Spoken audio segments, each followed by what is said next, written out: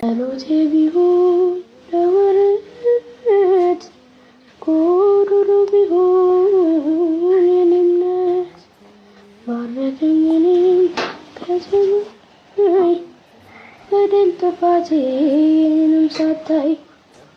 ቀባኸኝ ጠርተኸኝ ከዱር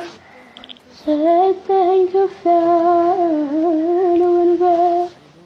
ሳይኖረኝ አንድም በጎነት ባረከኝ በእጅ በረከት ያንተ ቤት ያንተ ፊት የምቆም ሰው አይደለሁም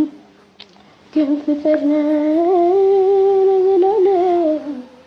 የሚመስለን የለም ግን ፍቅር ነህ ለዘላለም የሚመስለን